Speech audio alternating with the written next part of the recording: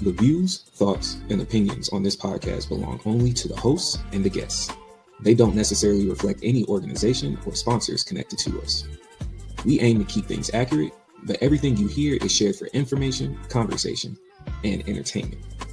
We're going to dive into good laughs, tough talks, and that genuine feel that you came for. So get comfortable, relax into the vibe, and let the moment unfold. This is Keep It Clean. Lock in. Because if that ain't get changed now, beach ball says, then two, you saying it now. Is this needed? Is it accessible? Does it change up everything? What y'all think? It make any sense.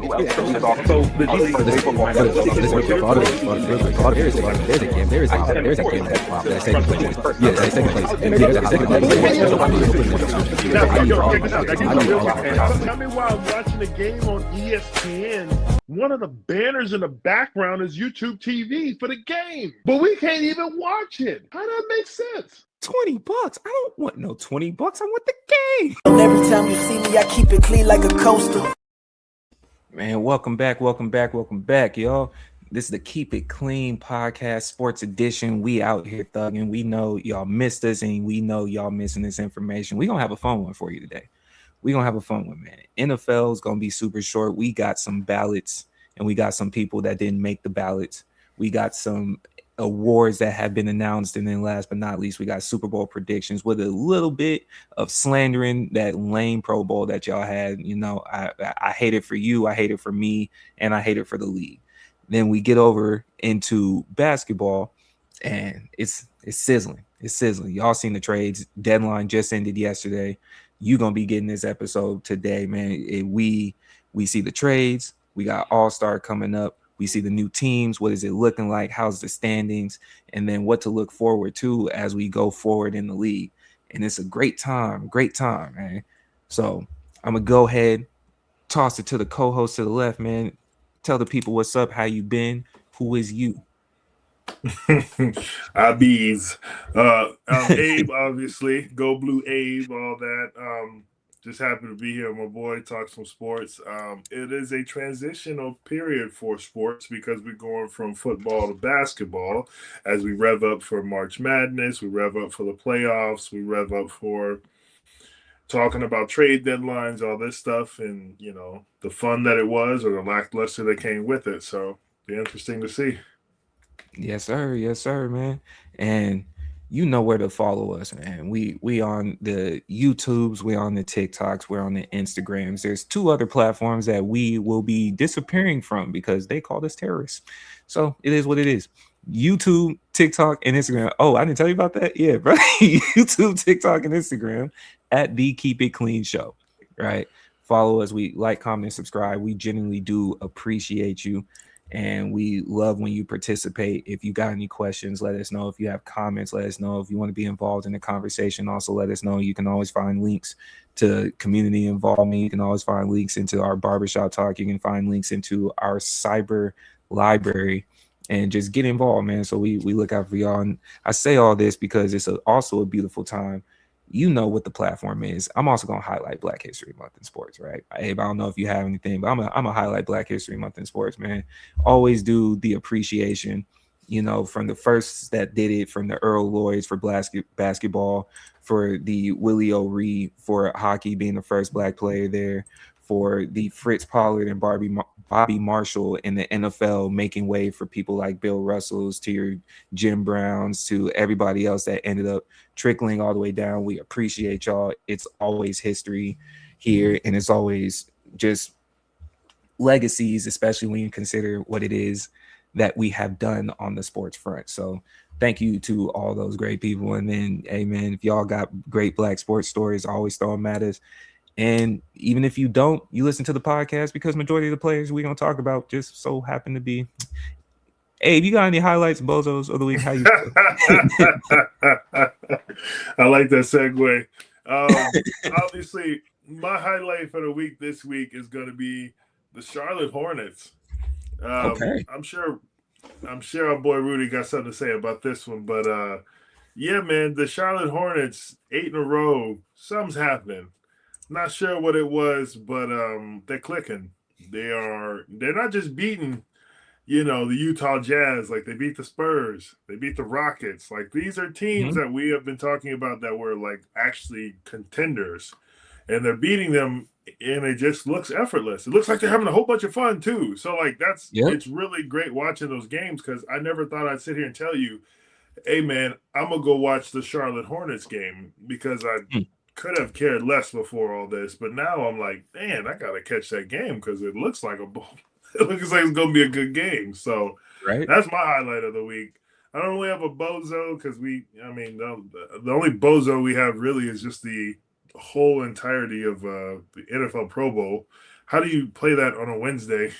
How I missed it. Like I didn't know anything about it. I didn't know what time it started. There was no I didn't know the skills challenge.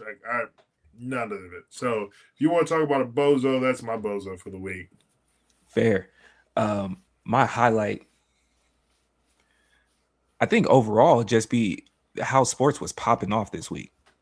Right. And nothing brings a community of men together like activities in sports, bro. All the group chats were from Monday through the trade deadline Yeah. from top to bottom. Right. And you Yeah. always have to see that in the sports world where you don't even have to really get online and pay attention to extra narratives. We was getting facts. Who's there? Who's being traded? Who goes into what jersey? Yep. MVP awards, who's getting this Hall of Fame. Like we was getting facts, and then a little bit of rumor just to supplement the TV show. You always love that. So the highlight, at least specifically for football world, there was some college football shape-ups. It was just small compared to the grand scheme of things. So top to bottom, football and basketball was really keeping us there. I did have multiple bozos this week, but in honor of Black History Month, my bozo, after a great boxing match. See, that's where I also have to get shout outs. Your boy Ray, I do watch boxing, right? Big fan of boxing. Shout out to Shakur Stevenson. He had him about. Got out there and he had to face this dude that I'm not even going to say his name. I'm just going to show what he said and the results. Oh. Whichever monkey wants to get the banana.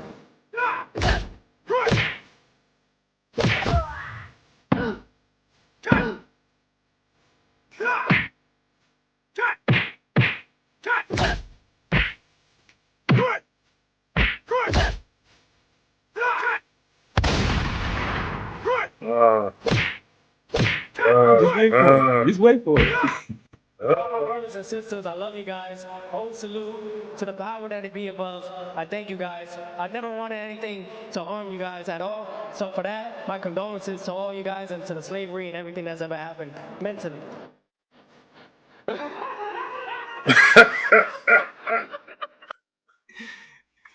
Buddy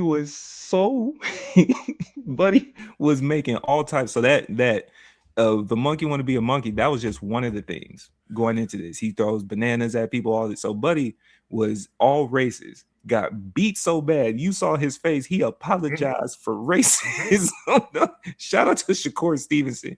He did to that boy's face what we all hoped would happen to both of the Paul brothers. He did it in a professional ring. Dog didn't even have no eyebrows no more. Them joints was swollen, man. Yeah, that was crazy. Put hands on him. He apologized for racism. That's the bozo of the week right there. That's bozo of the week, man. Agreed. Absolute shenanigans, man. But let's go ahead and get started with the NFL, man. Let's get the easy stuff out the way. Do you want to hate on them first for whatever you just explained on Wednesday, whatever that was? I don't even consider that pro. Or do you want to get into the awards? You want to get into the snubs? Which direction you want to go this week? I'd like to just quickly touch on the Pro Bowl because I honestly don't want to give them any airtime with this at all. It's sad. It's lackluster. No one cares anymore. You don't care anymore. The players get in. How? We don't know anymore. It just should be done. We should just be done with it. Give them the award. Tell them they're on the Pro Bowl so that way they can continue getting that money. But we don't need to do this anymore. I know David said, we talked about this before, you like some of the skills challenge things that they do, and I think that's cool. Like most of the time, like NBA weekend for an All-Star, we're watching the three-point challenge and the skills challenge and all that, the dunk contest. We pay attention to those things. Once the All-Star game comes on, click. I don't care anymore. I don't want to see it. I'm done. So the fact that, it happened on a Wednesday, midday, I didn't even know about it. No notifications from ESPN being like, hey, the Pro Bowls are on. Nothing. Because they don't care. So why should we? Because they don't care. Because they don't care. It's hilarious. I have ESPN alerts on. I didn't get an ESPN alert for the game being on, the Pro Bowl being on. Why should I care now? Right. You didn't miss on any of the points.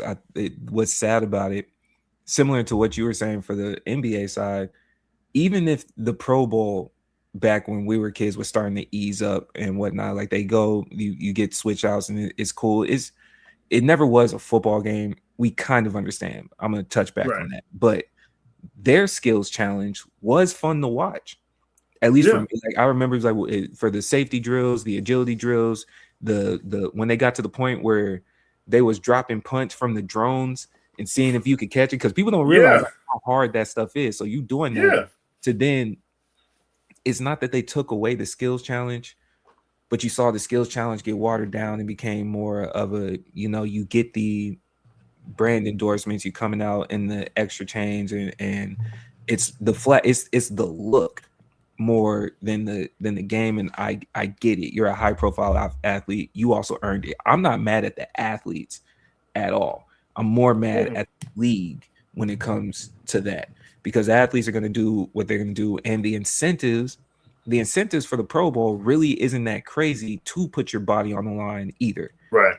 What we also don't need is a flag football game that happens in the middle of the week that nobody, how I found out about the game? Because my mom watches cable TV and I happened to be in the house and I was getting ready to leave and they said Pro Bowl is on next. I said, what? Not the real one. Wait a minute. And had to pull it up and it was the real Pro Bowl. There's I don't know. I really don't believe that there's any gain for them to play that game like that, especially for the amount of all-stars that you would have or Pro Bowlers, because you're not going to get everybody in. So you'll be getting dressed, but you may not essentially get warm in that way to play the full game. So you're never going to be happy. I don't know. It is pointless unless you gave a good money incentive. That's the only way that it could happen. So we're going to NBA Cup this? No, because at the same time, the owners wouldn't want to risk those types of injuries, especially in the middle of the off or the start. No, I'm just saying, like, pay them like they do in the NBA Cup. Like, give them an incentive for like trying a little harder. Yes, but why? I think why the NBA Cup does work on the other side is they're doing it during the season. You couldn't convince the players to stay because that's what the playoffs is for. So you couldn't convince them to stay after that. And which is interesting because $500,000 to the All-Star NBA players isn't much, but they make it interesting for the fact that these are teams involved that during the regular season. So people on the other side of the bench may not get that much. I don't know how you translate that to like an all-star game such as the Pro Bowl. And if $500,000 is a lot for the NFL contracts. Yes. Right. But I think there's just too much science. The more disappointing piece for the Pro Bowl, I was more excited about watching the senior day drills for the college football players. Like I'm talking about from the offensive line, defensive line, the route running, the coverage. I was more excited for all of that and completely forgot any of the skills challenge in the Pro Bowl was this week. Completely forgot. I'm like, you didn't know. If I didn't see that, I couldn't have even told you that the Pro Bowl had happened. In my head, it was after the Super Bowl or it just didn't exist. We would have went through the whole Super Bowl. NFL season would have been over and you and I would have been like, damn, we're missing something. Wasn't there? I don't know what it was, but isn't there supposed to be something else? I love this reform, David. You see how nice he is about this? It sucked. It did. sucked. He's being so nice, and I love this for him. It sucked, bro. It's hard to be meaner because we didn't watch it. I can't even hate logistically or with facts because we didn't see it, man. Like, I don't That's even a good point. That's a good point. They're not even in Hawaii no more. We knew the Pro Bowl for being in Hawaii. They're going to Vegas. Players don't even get an actual trip. They're going up the street. Tell me why I'm on social media and not a single post says anything about the Pro Bowl. Is it open invite? Like, can you attend the Pro Bowl? Let's see. And you just pull up. There's no way. They're selling tickets like a normal event. There's no way you could just pull up to the Pro Bowl. No, it says not a chance. You can pull up. The game was on Tuesday, pardon so. You can pull up in the Pro Bowl as a feature of the 7-on-7 flag football game on Tuesday, February 3rd, 2026. And it wasn't in Vegas, it was in San Francisco. Tickets are available for purchase with prices for related events ranging from $29 to $341. And I'm assuming the $341 is like the VIP package where you get to walk around, shake the hands of the players. That's $340. You can go shake hands with Devontae. Get out of here. And it's only 7-on-7. The linemen get announced to the Pro Bowl. Don't even play a game. You don't even got nothing for the linemen. That's tough. Because they're not lining up. It's flag football. You ain't got no linemen.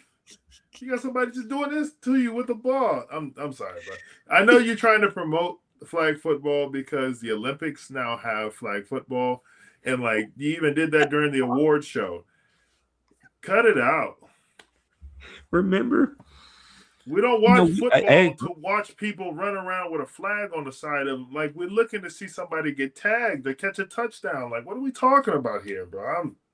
We might have to circle back to old buddy who said Pat Mahomes is nice on the field. Remember when we said that to the group? But yes. But he's not. Yes. He's gonna be mad as all get out when all NFL players are playing in the flag football for the Olympics. Because get over yourself. Man, I'm not even gonna go on a limb and try to explain it because it's different. But like, y'all don't.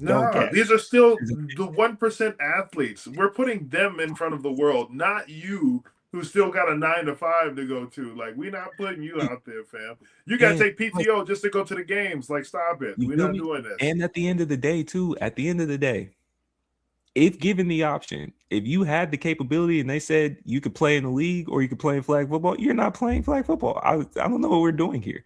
I don't know. I don't know.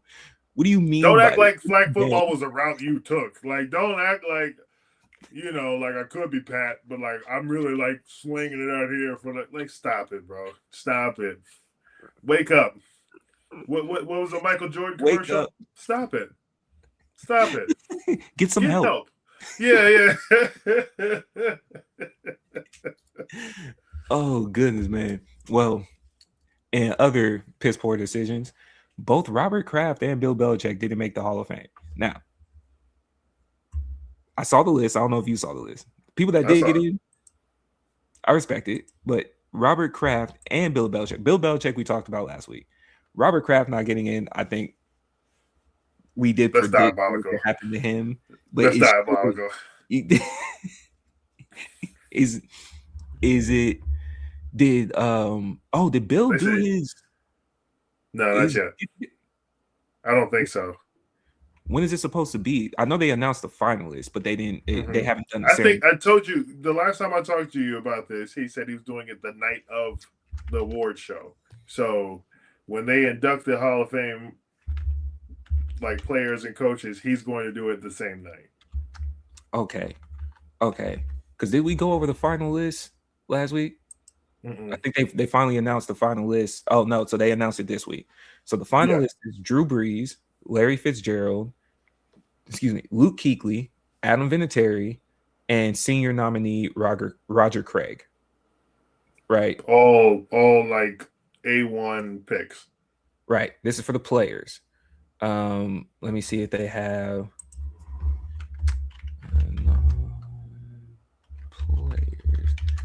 Let's just make a quick point while you're looking that up. The fact that Robert Kraft doesn't get in, you're associating him with Bill Belichick. That's what you're doing. You're saying, "Oh, you friends with him? No, you can't get in." That's exactly what's happening here. Robert wasn't calling any plays on the field. Robert wasn't telling anybody to deflate some footballs. Like, he's won plenty of Super Bowls before all that stuff even happened. His legacy is not tainted. He's about to win it. Like, he has an opportunity to win another one in a couple of days. Like, can we see that this old man is not out here pulling strings and that he's just the owner of the team? Like, come on.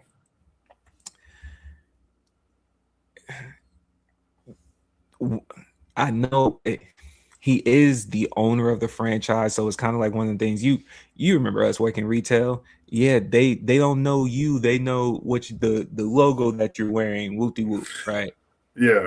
So him being the owner, he might have to wear it. And Rob did have his scandal, even though it had nothing to do with football. But people remember because it was associated with the Patriots. If he wasn't the first owner, and he wasn't the only owner in around that time frame that had an issue, right? Off the field. Because I remember the Colts owner had something happen as well. It was just also the fact that the Patriots are at it again. And somehow they equated football being tainted because of a massage parlor. And you know that's exactly what they're doing right now. And this little voting thing. If it was up to the way that they're doing these Hall of Fame snubs, especially for those two, you let them tell it. You would have thought that it was their fault the Pro Bowl ended up like this. Wow. If they could blame somebody, you would think, because global warming. The separation between the initial cheating accusation back in 2007 to Deflategate, I think was 10 years. And then even for Deflategate, for the game that they went and did that, first of all, it's not really easier to throw a deflated ball for starters. No. Slightly deflated a little bit, but the way that y'all making it sound, it was like they was half full. Footballs just don't fly like that. The ref didn't catch that at all? Come on. Second piece.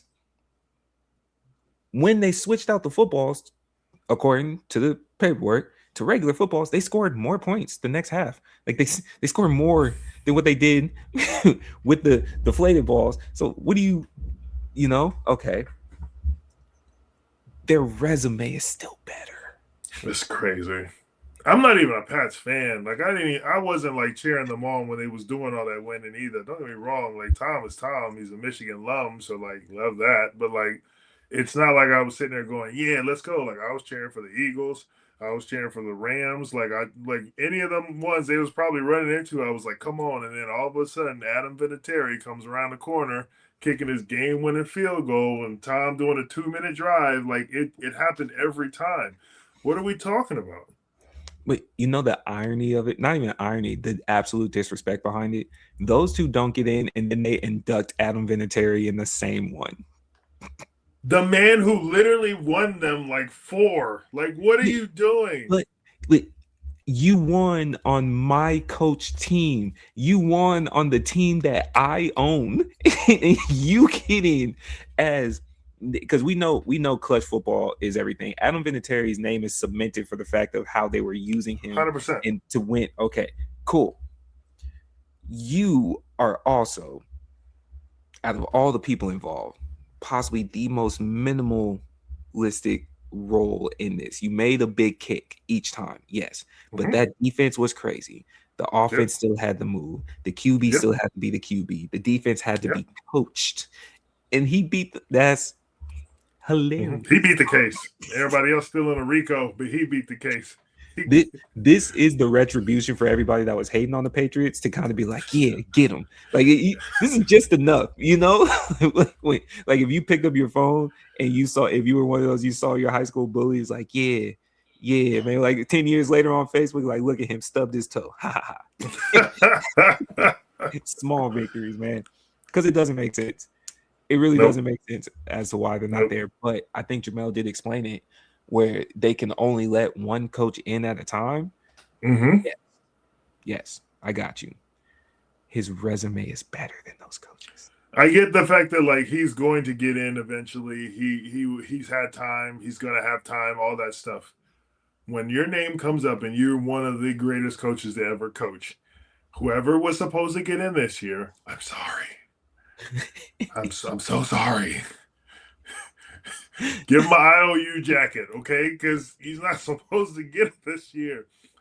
Your name got put in with Bill Belichick. I think the people who were up for the fame would understand that they didn't get in because Bill got in. That wouldn't even be like a hurt feeling. That'd be like, you know what? That was a good move. Catch me next year. Like, this is crazy. It's Bill. It's Bill. What do you mean by this? It's Bill. Not even close. It's not even close. Man, dude, do you think they continue it next year? No. You don't think so? I'm sure there's like a Kalshi, Kalashi, whatever, prize picks, DraftKings bet underlying running on this exact thing. They can't do this again next year. They've already put out a statement saying that they're looking at the committee and like what they can do for the future for Hall of Fame, like voting and all this other stuff. They're already on the defense because they know the heat that they're about to get for not letting Bill in. So they can play that game all they want to. Next year, they're giving a jacket to him, and they're going to make sure that it fits right. Okay. Well, let me ask you this: which one's more disrespectful? Robert Kraft and Bill Belichick being snubbed for the Hall of Fame, or Notre Dame getting a guaranteed spot to the college football playoffs next year? It's more disrespectful to keep Bill and Rob out of the Hall of Fame. It is way more disrespectful to have because their resume is ridiculous.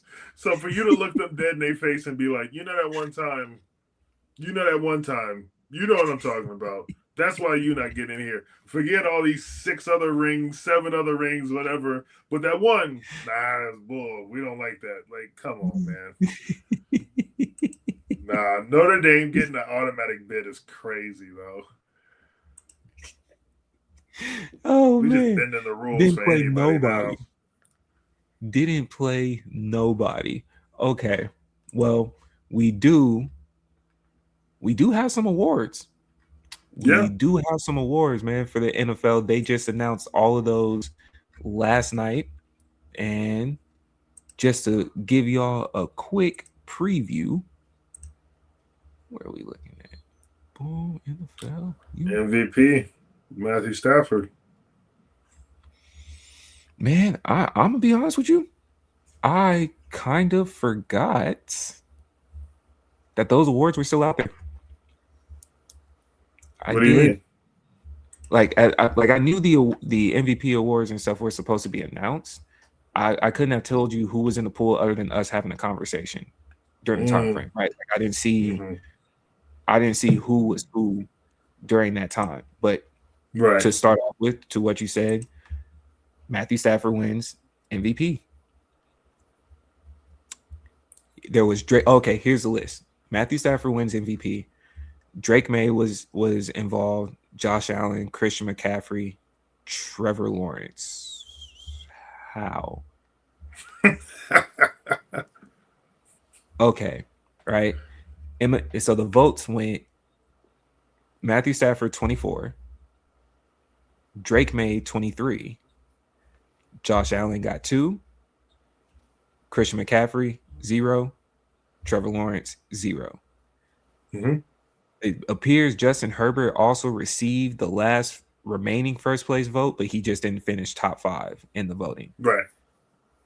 How Trevor Lawrence is in this conversation, I genuinely don't know. This isn't even me being like typical me. Yeah. No, you're right. I don't. How was Trevor Lawrence in this conversation? Great question.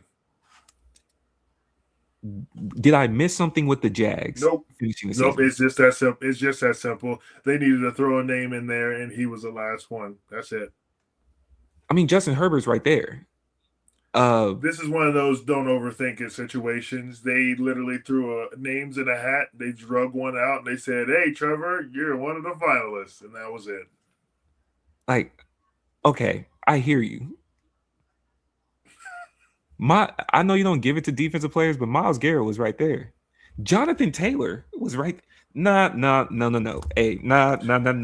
They don't do running backs. Christian McCaffrey barely got in there, so let's not. They don't give the MVP to running I know backs. they They give it don't. to quarterbacks. I know they don't give it to running backs, but he did. You already had 3 QBs. Mm-hmm. Justin Herbert got They wanted all 5. They gave McCaffrey one because they were trying to be acting like they were being fair. No, he didn't even get one. I'm saying he didn't get one, but he was in the list of finalists. I mean, Jackson Smith wasn't better than Trevor Lawrence. Offensive Player of the Year. He got Offensive Player of the Year. We can get there. He deserved that. Yes. He does not play the position of quarterback, sir. Does Trevor Lawrence play offense? He is a quarterback. Does he play offense? He sure does. How can you tell? This could be me overall. I do genuinely believe this. This goes for football and basketball. Whoever wins offensive or defensive player in the year, I think should easily at least be in the conversation of most valuable for MVP. Sport. Yes. Right. Yes. Like I think that should be an automatic bid. If you score the most points in basketball, or you are a defensive stopper, if you are the offensive player of the year, defensive player, I think that should automatically give you a bid, all bias aside. Yeah. Like that's insane to me that you can win it, because then it almost comes off, or it doesn't, and not almost, it does come off, at least to me. It's not only just the secondhand award, it's also the clear indication, to your point, of we don't look at the MVP is QB, y'all get the rest. So this is for the rest of everybody else that's not us. It's type of stupid. I wish they would make the MVP the actual MVP and do position awards. Like, if you really want to like call somebody the best QB of the league, and that still goes into like their pay incentive and the escalators and all that other stuff, then throw that out there. Say the best QB of the league, the best running back of the league, the best wide receiver of the league, tight end, offensive lineman, defensive lineman, whatever you want to do, have those awards. You got enough money to get the plaques for them. I don't want to hear the complaints on that side. But whenever we're sitting here talking about MVP and they're not a quarterback, it's a laughable conversation. The fact that CMC was even in the conversation is laughable, because you and I both know he's a Swiss Army knife. You can use him in so many different ways, and he got so many yards this year, catching the ball and running it. His usage rate was out the roof. His production rate was out the roof. And then he's not even getting a single vote, but Justin Herbert got a vote. Trevor Lawrence was in the conversation. Josh, and I knew we knew they was going to force Josh Allen. I will say this. I did not expect it to be that close between Stafford and May. May did have a good year, but I don't believe it was a 1 vote away from Matthew Stafford for the way that Matthew Stafford was playing. And, because we're really only looking at one bad game for Stafford, and that was towards the end of the season, which was against the Falcons. But stats said otherwise. He had the most throwing yards by like 300-400 yards. He had more touchdowns, QBR, all that. Like, it was up there for Stafford. It was. Drake May had a great season, and his team did really well, and he's in the Super Bowl. So that's why Drake May is more in the conversation towards the end of the season. But the MVP is supposed to be the MVP of the 17-game stretch of the season. So if we're talking about that, Matthew Stafford ran away with that. And I think Drake May was kind of in there in the essence of Josh Allen didn't live up to expectations, and Drake May was close to Josh Allen in proximity, same conference. Was Drake May the second best QB in the league this year? I think so. When did that emergence happen?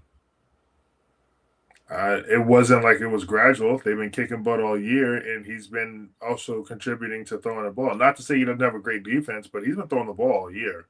He's only 300-400 yards behind Stafford. So, like, you're talking about somebody who was putting up similar numbers, if not close to Stafford. So, and you see the success of the team's, trajectory and everything that they've done. They've been doing great all year. Now they're going to go play in the Super Bowl. I think you're looking at one of the better quarterbacks for this year. I don't think he's leaps and bounds better than Josh Allen and all that, but he had a better season. Yeah. I also concede that too, because now thinking about it out loud, I mean, there was a lot of hurt QBs this year too. A lot of hurt QBs, from Joe to Lamar to Pat to Purdy to yeah, a lot of hurt QBs. CJ was out for a little bit. Jaden Daniels was down. Yep. Yeah. Dak didn't have better numbers than Trevor Lawrence. What do we do? Hey, I'm not even like giving Buddy credit. Dak didn't have better numbers than Trevor Lawrence. We're talking about that. You had George Pickens. Dak didn't have better numbers than Trevor Lawrence. We're talking about Dak. He had better numbers than Trevor Lawrence. Cut it out. He had better numbers than there was some Justin success Herbert. behind what Trevor was doing. There was not as much success with what Dak was doing, and that's how they usually look at it. They say it's about numbers and what you're doing. They also want to see team success. You and I both know we watch the NBA MVP go to the best player on the best team every single year, not about who's the best player in the league. So the NFL is still riding that same wave. I guess. Okay. That's what I'm telling you. I'm not even giving it that much credit. It is what it is. Yeah. So now that we offer MVP, Offensive Player of the Year, Jackson Smith and Jigba. Easy. Well deserved. I also do think it would have been more of a debate if Daniel Jones doesn't get hurt, because Jonathan Taylor would have easily been in this conversation. I also want to ask this too. If you're considered for MVP, can you not be considered for Offensive Player of the Year? Because to your point, Christian McCaffrey's numbers wasn't a lot. Yeah. Did Jackson Smith have a better year than Christian? He scored more touchdowns. You get the flashiness, but yeah, I think they're doing exactly what we talked about before, though. Like the team success, like where you're at. So, like, really quick, pardon self. See the votes. Jackson Smith and Jigba got 14. Okay. Christian McCaffrey got 12. Okay, so it wasn't like a runaway, right? Yeah. Puka Nacua got 8. Not mad at that. Bijan got 6. Not mad at that. Drake May got 5. How does Drake May get 5 over Matthew Stafford? Don't know. But Drake May got 5. It was like one of those. Yeah, there you go. So he's not winning MVP. Got you. I'm actually surprised that they didn't try to put Josh Allen in there, genuinely, because he was their offense, or James Cook, but they kind of go half and half. Cool. Yeah, but the numbers don't line up with the rest of those people that's in that conversation, though. That's a fact. NFL Defensive Rookie of the Year, Carson Schwissinger, who was on a great Cleveland Browns defense. He just, kind of get outshined by Myles Garrett, who is also the Defensive Player of the Year. Well deserved. I don't think there was any questions. I'm trying to see who else was even in that conversation. I don't think it matters. Can't come up with one off the top of my head. Nope. They did give McCaffrey the Comeback Player of the Year. That's a consolation prize, but whatever. There it is. Okay, I'm glad you said it. We hear. Yeah. Glad you said it. Like, we need to give him something. We got you there. Yeah. We couldn't give you the Offensive Player of the Year either, but we gonna make sure you get an award. We gonna get you one. Okay, there it is. In that voting, he got 31 of the votes. Aiden Hutchinson was in there, second place at 9. Dak Prescott with 6. Trevor Lawrence with 2. And Stephon Diggs with 0. Was Stephon Diggs' year bad last year? Wasn't he hurt last year? Part of it, but not the whole thing. Was he a Patriot last year, or was he a Texan last year? Texans. He was with the Texans. Right. So he had tore his ACL and came back. So this is his comeback year. Aiden Hutchinson was hurt. Christian McCaffrey was hurt. Was Dak hurt last year? He might have been. You know who else was in this? Chris Olave, which every time he plays is a comeback because you're so concussion prone, and Phillip Rivers was in the runnings. Stop. See, this is why we can't take this stuff serious. Like, I'm honestly getting upset by this. This is why we can't take this stuff serious. Why is Phillip Rivers old behind in this conversation, bro? Technically, it was a comeback. Bro, don't start. It was a comeback. No, come on. Phillip Rivers did come back from the couch. You're right. Come back from the couch. He came what back. What are we talking about? They're making this a joke. They're playing in our face. They're 100% playing in our face. Was he not the most talked about comeback player of this NFL season? Yeah, because they're trying to figure out where his AARP card was going to be hidden while he was playing in the game, bro. Did you pay attention to the comeback trail of any of the other people other than maybe Christian McCaffrey in this conversation? Was he not at least a solid nominee for comeback? No, this isn't the Netflix special comeback player of the year. This is comeback player of the year for the league, not the narrative for the stats and the production that you're putting onto the field. This is not about Netflix. He hadn't played in 5 years. That's comeback. When they put out the Netflix documentary for this, I'm just going to ignore it. I'm not watching it. I'm telling you right now. He upped a lot of people's goals.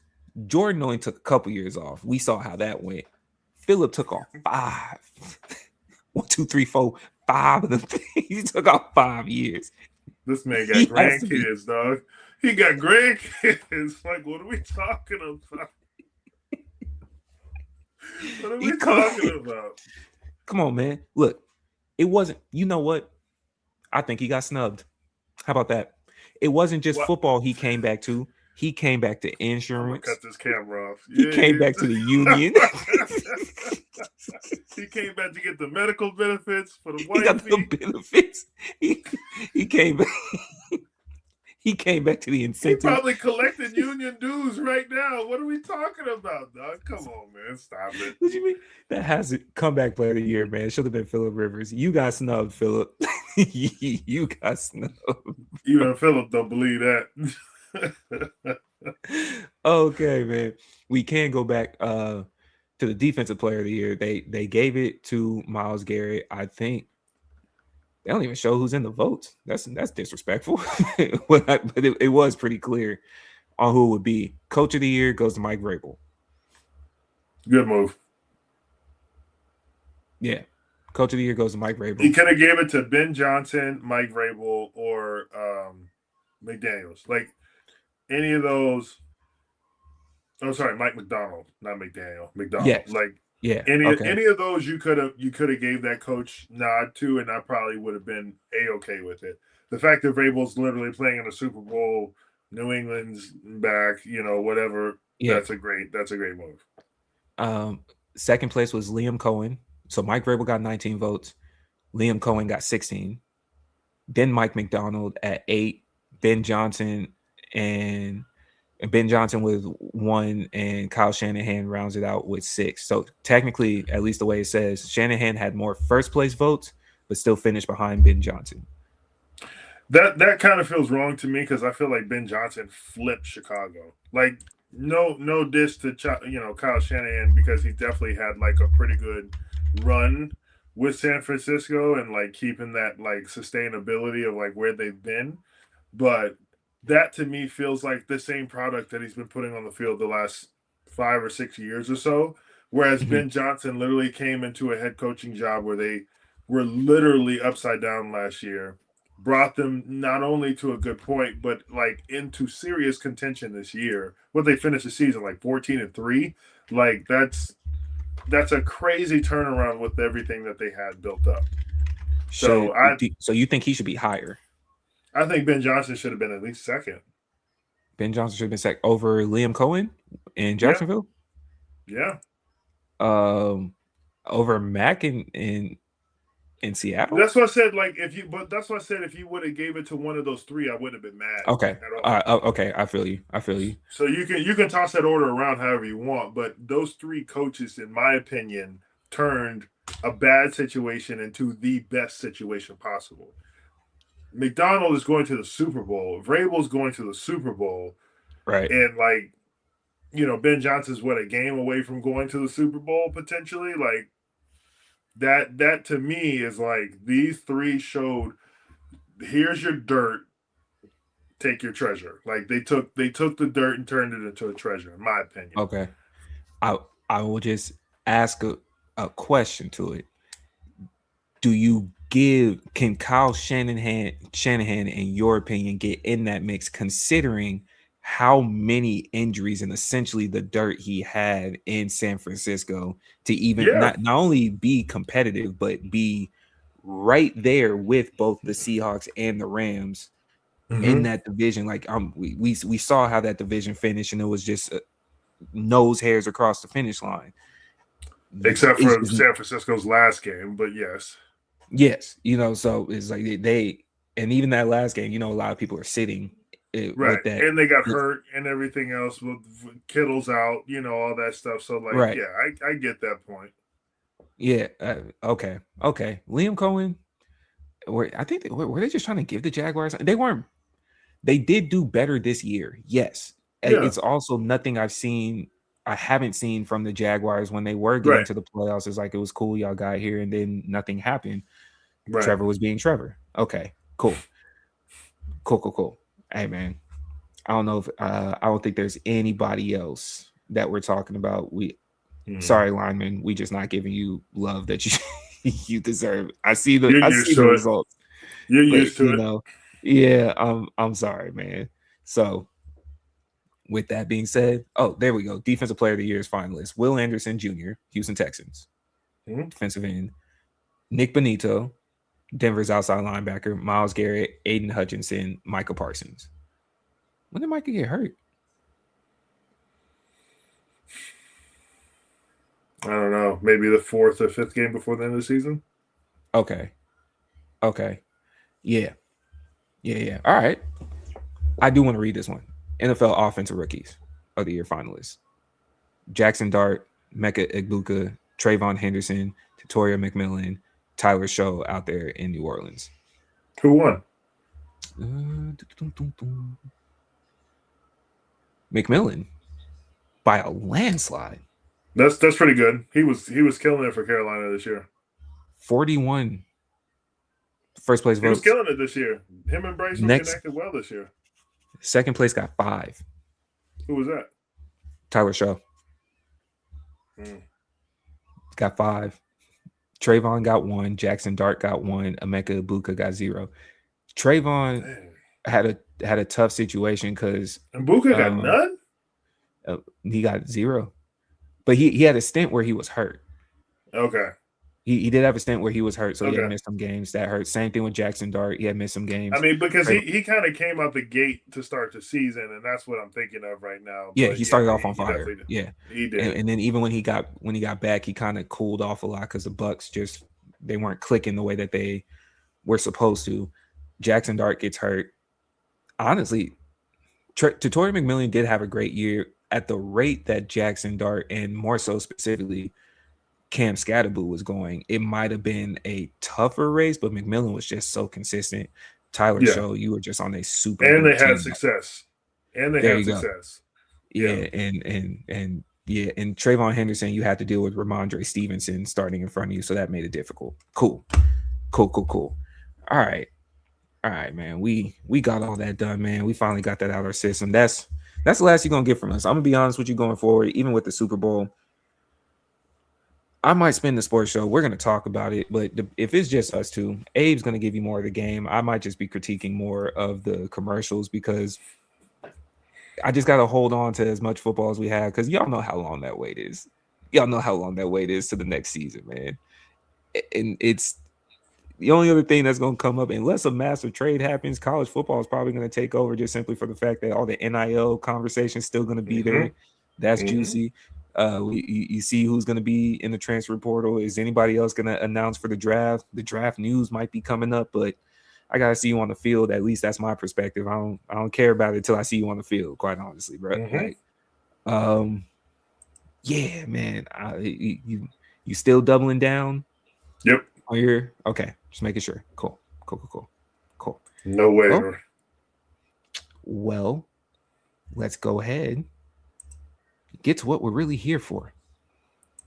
An NBA talks. I'm gonna just go ahead and start it off just with the landscape.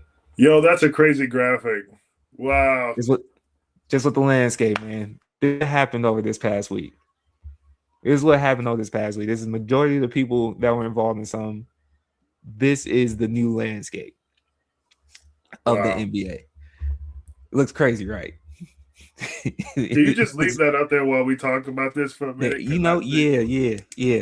know what I'm saying? Let's get into it, man. Wow. You saw it, just like we said earlier, group chat popping. We don't have to get to the players yet. Yeah. How did you feel towards the end of the trade deadline, what it looks like?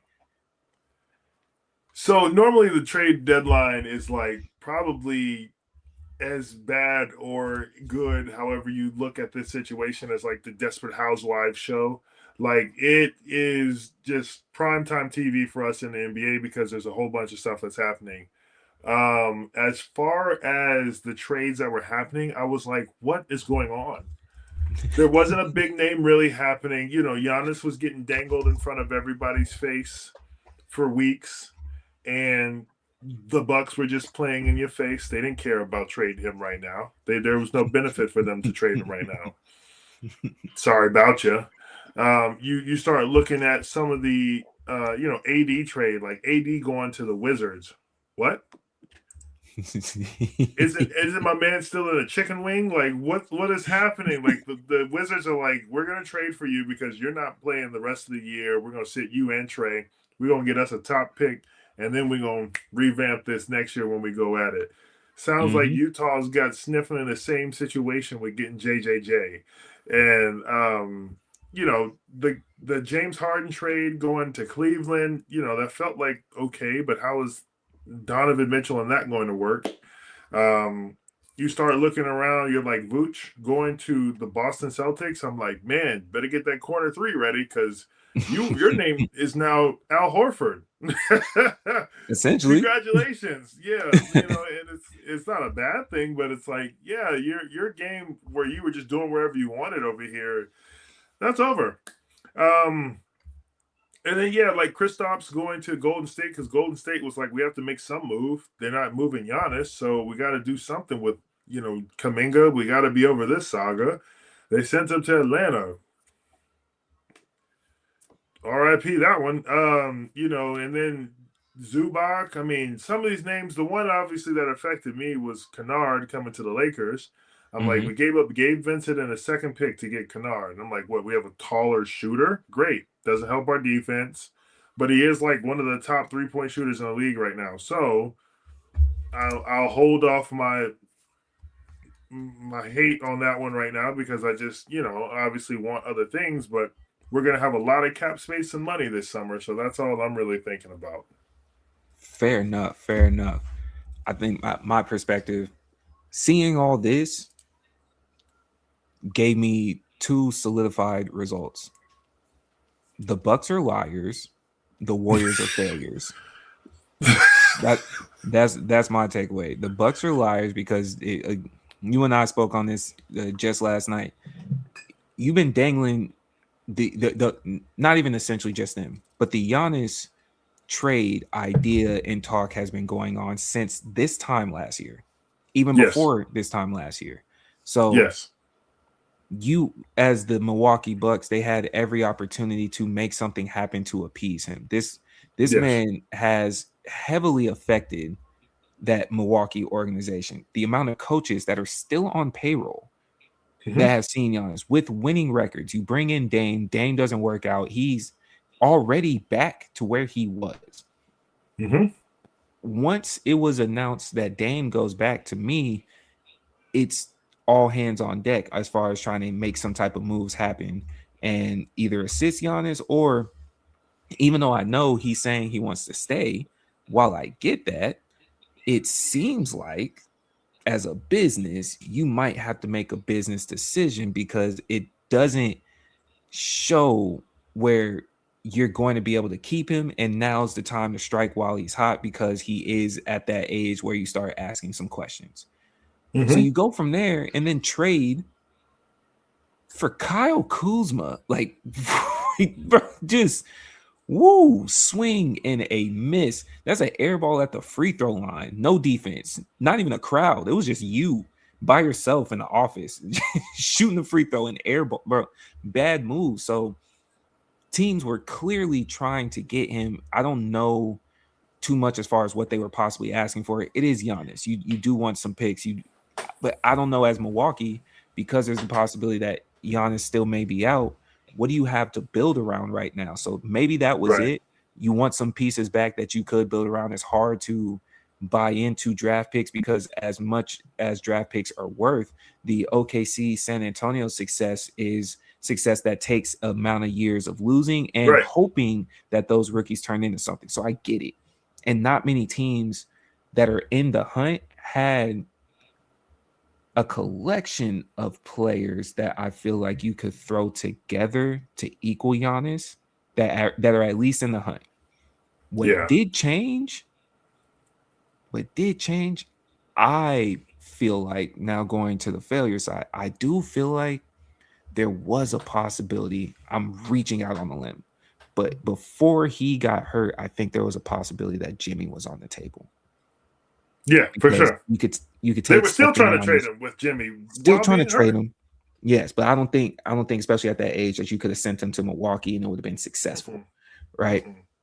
But with the Warriors, why I believe that they failed, you don't have any more years that the Lakers have with LeBron that you have with Steph.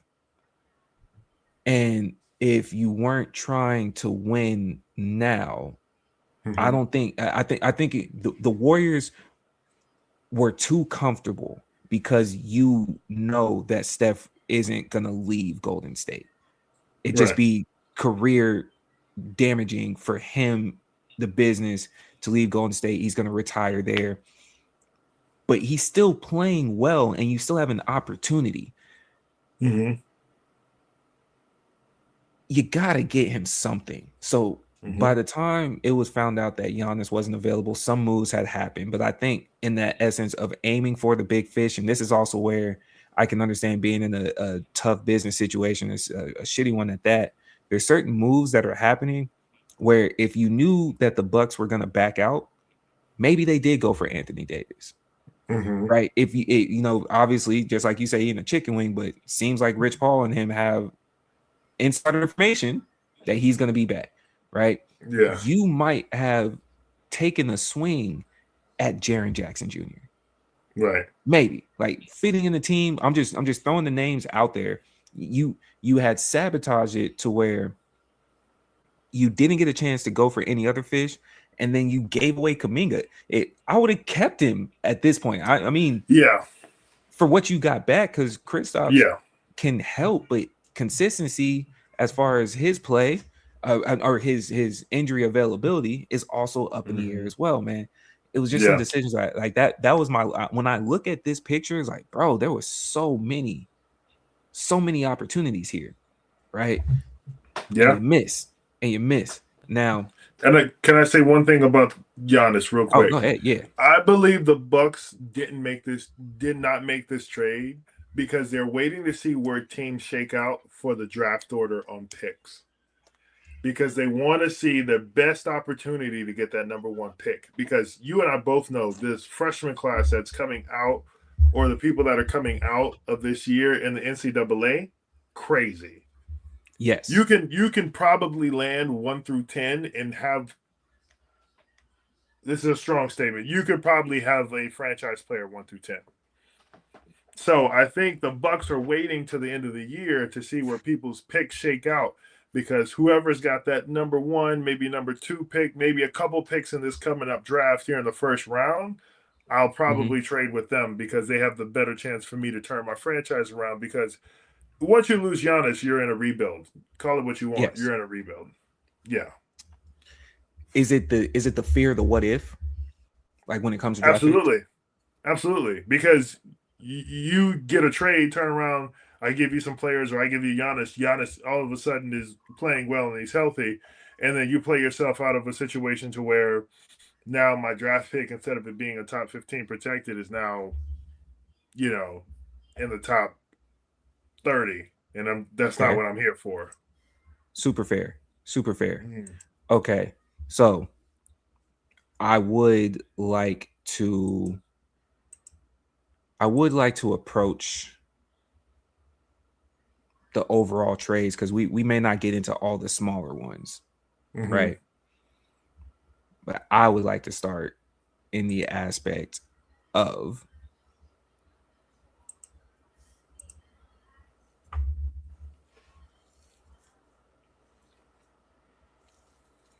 just want you to process. Just want you to process this right here, man. I just want you to process this right here.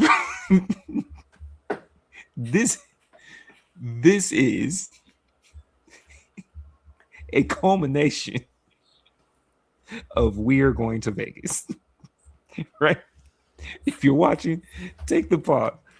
The Dallas Mavericks, in an update after trading Anthony Davis, essentially traded Luka for Max Christie, Chris Middleton, AJ Johnson, Malachi Branham, and Marvin Bagley, with one of OKC's many first round picks. That's what Luka got traded for. Some of these players y'all don't even know. A bag of rocks and some Skittles on the side. That's what this man got traded for.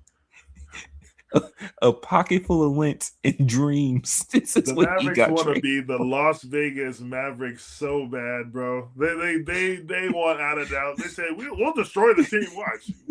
We won't even make American Airlines in a jump no more. Watch this, bro. This isn't even a bag of chips. You traded Luka for players that a lot of people don't even know. And Max Christie is the only pick. name on here. You do know Chris Middleton. He just hasn't played in a little bit. At least Chris got a ring, but it's been a little bit. But Marvin Bagley, all respect, dude, you kind of had your injuries. You might have missed your window of opportunity. Maybe you turn it around, but you're going to a team that still has Gafford. I know his contract is kind of up in the air. You still got Lively. What are we doing? It's not a lot of tech for you there. And okay, you got the Lakers first round pick. That's in 2029. 2029. Luka might have 2 rings if my prophecy comes true and Jokic goes to LA by 2029. What did you gain for this? And then you got the 2030 pick. 2030? 4 years down the road. Are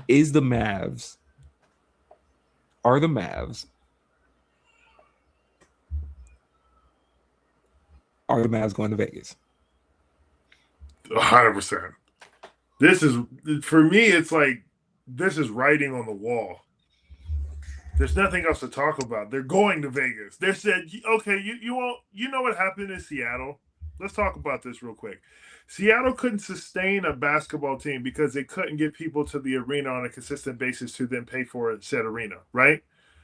Okay. What do you think you're watching in Dallas? They're mad that Cooper Flag is hooping right now because that's not a part of the agenda. Cooper might get shut down at some point at the rest of the season. I'm just letting you know. The powers may have to say what it needs to be because I'm trying to tank this team to where people don't show up to the arena. Now, the only bad part about that is people in Dallas like basketball. So they're going to still pull up and watch the game, especially because you got Cooper Flag and the people that are coming in each game. But I'm telling you right now, we already know they're trying to get out there. This is the perfect way to do it. I mean, okay. I don't disagree with you. They're not in a position that currently they are ranked. They're not even ranked. They're 12th in the West at 19-32. Mm-hmm. I don't even know if Kyrie's coming back. I don't think there would be a need to. I don't know if Kyrie's coming back. I'm actually surprised at the same time, too, because at least the original projected date for Kyrie to come back was supposed to be January, top of January, right? He did tear his ACL relatively early. It's been plenty of time. We also know Kyrie comes back on his own time. I can also completely see if I'm Kyrie, I'm looking at it like, For what? Anthony Davis went out again? Okay. So what am I coming back to? OKC still looks like OKC. San Antonio then popped out of nowhere. Denver still Denver. Houston looks scary. And then the rest of the teams are still the rest of the teams. In a wild situation, Portland is ahead of Dallas. Not by much, just a couple of 4 games in total. Portland's ahead of Dallas. As proverbial losers, and Dame is probably trying to consider some comeback right now. Which raises my second question. Did Nico just have to take the fall? Was he the fall? We're just not gonna let this man just go off into the sunset ever, are we? Was he the? Of course, he was the traded. fall man. I always thought he was a fall man. There's no way in the world always thought he was a fall man. I did. There's no way in the world you signed break the it down. documentation of sending Luka for chewing gum, and like everybody's cool with that. Oh yeah, he was a little out of shape. He took you to the finals last year. What are you talking about? Like, you know what I'm saying? Like, so for me, I love the fact that Rob fleeced him. Obviously, I love the fact that Luka is in a Lakers jersey. I always thought he was the fall man in this situation. There's no way in the world that gets signed without him. Mark Cuban, love you, bro. I know you did this for your family. You got $3 billion. Like, it makes a whole lot of sense. You taking your foot off the gas and handing that over to them is the reason why that happened. Because if you were at the helm, that would have never happened. That trade would have got sent to the league. Mark would have picked up the phone and said, absolutely not. Reject that trade. We're not following through. I'm not signing Jack. And hung up the phone. There's no way in the world that would have happened with Mark there at the helm. Yes. Counterpoint. No trades would have happened if Mark was at the helm. They still would have been losers. This is another good point. Yeah. And especially when they traded with the Lakers, he hates them. Fair. They would have never done that. Yeah. Because it's historically, we've also seen where Mark Cuban has a very difficult time trying to get players to come to Dallas in general. Very difficult time with that. So, yeah. Not to say as much, but he also would not tank his team like this. And this is the part that I love, like, because we love this at this platform, man. You weren't there when I initially said this. There were some other brothers of ours that was on this platform that was looking at me like I was crazy. It sounded like a tinfoil hat theory when I first said it. I tried to break it down. I worked for the state government. I know what the Texas Lottery Commission did. They banned gambling because of that, and it just sounded like a harebrained scheme. But when I said these new Vegas owners are trying to go back home unless Texas gives them a casino, if you give them a casino, they don't give a fuck about basketball. Lose, win, whatever. Do what you do. Tickets are being sold because we have a casino the same way that they're set up in Vegas. No one's going to Vegas for the Raiders. The Raiders just happen to play your team, and then I can go spend some money on a vacation. That's what they're trying to do here. Sounded crazy when I said it. It did. Now look at you. Now all of a sudden the theory's cooking with grease. now it's intantalizing, bro. There's no the Wizards, hurt or not, the Wizards did not have anything that was deserving of Anthony Davis. We can make the jokes all we want. He has played significantly more these last 2 years than he has shown. The street clothes thing just stuck, right? But he did play a good amount of games. Him, Kawhi, a few other players have been playing a decent amount of games. Right. The Wizards, you couldn't have gotten anything. Nobody in the West wanted Anthony Davis. Was this just a shot at Rich Paul? Alternate theory. Was this just a shot at Rich Paul? I think you're pulling from the other side of the pod with this one, but I think I don't know. The conspiracy on this one, no one else in the West wanted him. I don't believe that. I mean, Atlanta was in talks. I'm sure some of these, NBA teams that are in the West definitely wanted a chance at Anthony Davis because we all know when healthy, one of the greatest players on the floor. So the health is always a question. It is a question, but high risk, high reward. We out here playing Freaky Z and shoot 'em up job, but we don't want to take a chance on getting AD who could actually improve your team. Yeah, I don't believe that. And that's where the struggle comes in as well too, because I think that's what makes the trade deadline so thrilling to watch. Yeah, because the businesses are having to make a decision on where we're going to try to put our eggs in this basket.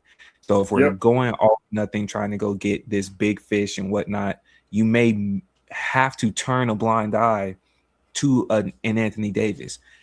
I think where it gets weird with this one, Rich Paul did the announcement weeks back saying he wants to trade. So whether or not the business was going to, or the organization as the Mavs were going to do it or not, don't know, but he's disgruntled. Yeah. Throw a dart in the dark. You're going to hit something. Yeah. Throw a dart. Just, yeah. You might hit something. Now, you did bring up the other part too. That's my third takeaway. Nobody wanted Ja. Nobody. I don't think that was the case either. I don't think that's the case either. That's what I'm saying. That's what you want us to believe as fans. Yeah. Nobody wanted Ja Morant. Yeah. Nobody. Yeah. Break it down, man. What do you think is happening in Memphis? I think the same thing is happening in Milwaukee. I think they're waiting to raise the level to where they need it to be to showcase Ja Morant's talent for the rest of the year with these young guns who are going to give Ja the ball because he is the primary, scorer for that team, depending on the night. But I think they're going to showcase Ja's talent so that way they can get a better draft pick for the end of this year. I think when the draft comes around, I think they want to kind of be in a better situation so that way they can get a better draft pick. If you're Ja, do you try? Because the same team just traded Jaren Jackson Jr. You do, because whenever you want to sign with another team, when you get traded, you want that extension to be a max, not, hey, here's a couple million because you've been acting up. You want that major contract, and you want it to be as high as it possibly can. Let's see. Is Ja eligible for a super max? Look. I don't think he's eligible for a super. I don't think he's eligible for a super, but I'm just saying, whenever it comes into negotiation, I want to be able to go to the table and be like, give me as much as possible, rather than being like, hey, Ja, here's 20, be happy. You know what I mean? Yes. So that's why he's still going to put that on the floor, because he has to in order to get paid. Because he missed the escalator to the Supermax in 2022, 2023, but he's still eligible for a max, or I guess he can renegotiate, but he's not eligible right now. He still remains locked into a max contract or max level. If I'm still looking at a max level and y'all just traded, because I don't know what Memphis's goal was. I do believe if you trade Ja, you have Triple J. Like, you still could have did something with him. It's also interesting too because he isn't panning out for the type of defense and rebounds that you're looking for. So based on where he went, he don't have to rebound no more. That's a win for him. Mm-mm. But I just don't get what is it that Memphis is looking for? Like what would you trade for a job based on the pettiness that they're displaying? It's not pettiness. No, you're right. Because it's like, how do you want me to buy $100 off of you, but you're showing me it's only $20? It's you're treating him as a $20 bill, but you want me to pay $100. Like, why is that the asking price for him? And it's the same situation. I believe Memphis wants to take Ja and give a franchise player back. So they want either you to give me somebody really good, or you give me a top 10 pick in next year's draft, so that way I can go find somebody else. The Hawks got rid of Trae Young. How can you not get rid of Ja? I don't want to say get rid of Trae Young. He's still a player. The Hawks were able to trade Trae Young. You couldn't have traded Ja. Of course they could have.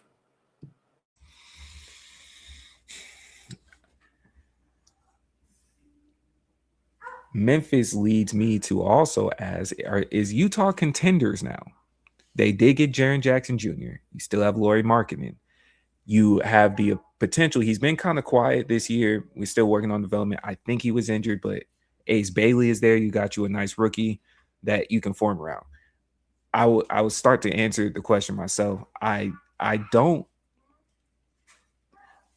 think Utah isn't trying to buy in. I do believe that them getting Jaren Jackson Jr. is possibly an attempt to convince people that they're going for it, because I don't know if I can't remember, did Lauri re-sign? I know he was in trade talks last year. Did he re-sign with them? I'm not sure. I don't know. Okay, so if he didn't re-sign with them, maybe trying to convince him to sign and stay there because he's on the table, or you're able to trade him and get some picks and then build around Triple J and Ace Bailey, which is a great situation. I do hate it for any black man that gets traded to Utah. I do. I just like, is it safer than Memphis? 100%. 100%. Is it safer for you overall? Debatable.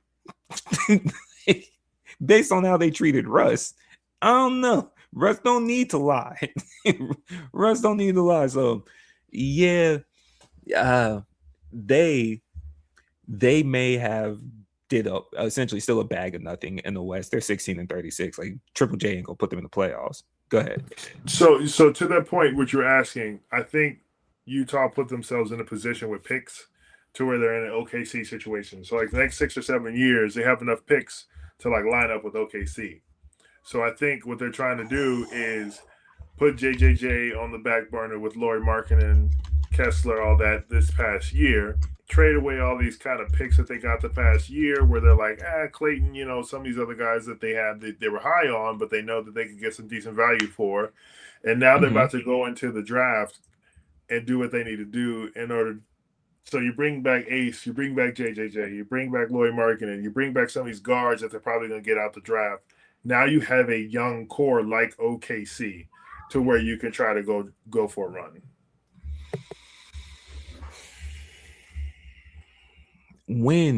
So is it really the long, because they did get Lonzo during this time frame too. You scoop Lonzo, he's been playing all right. Lonzo and Triple J sounds crazy now when you really say it out loud. Lonzo and Triple J sounds crazy. If they're both healthy, imagine just getting a pure score, just a pure score to go inside of that.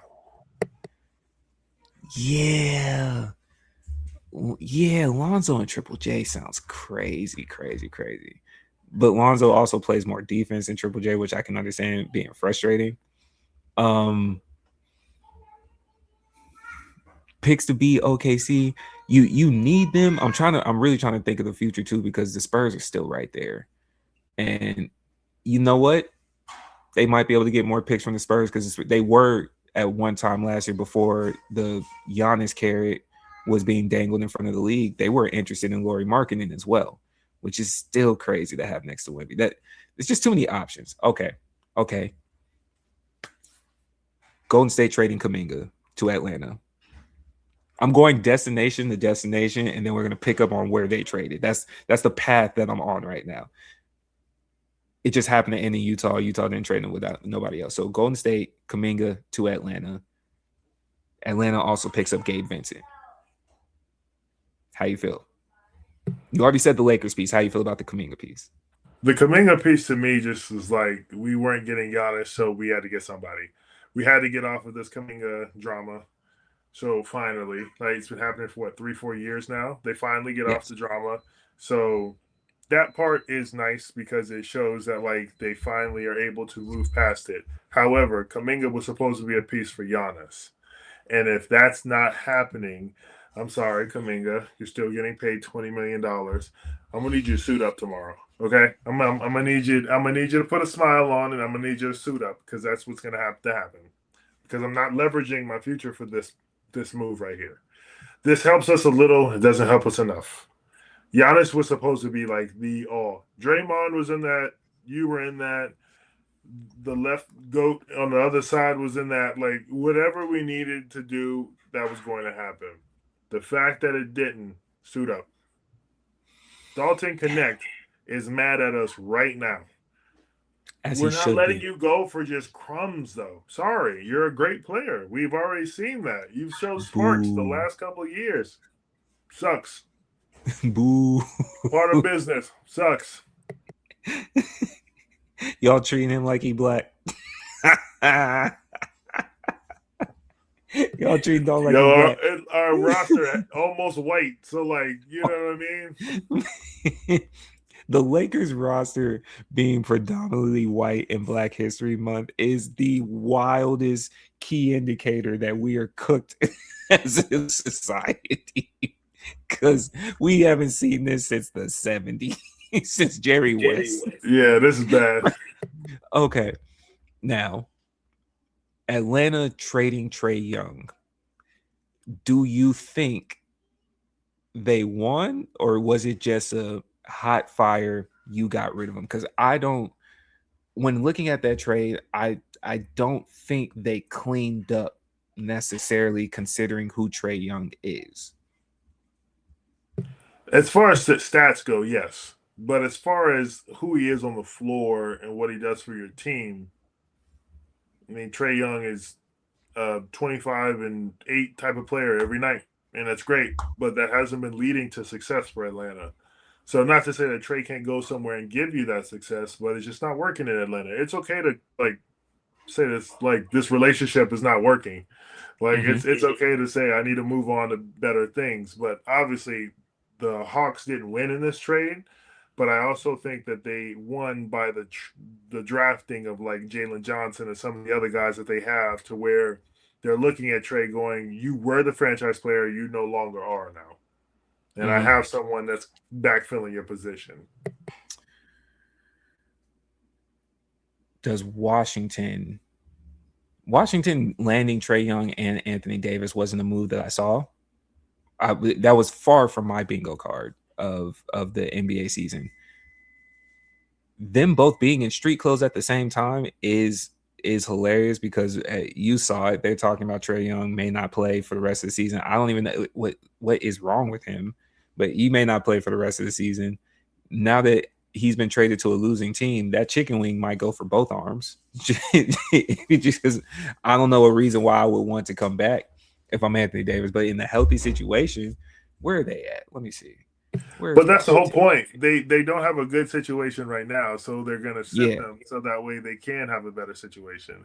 So next year they can come back, have a high draft pick, have the team come back with Trae and AD, and then see what that looks like if they're healthy.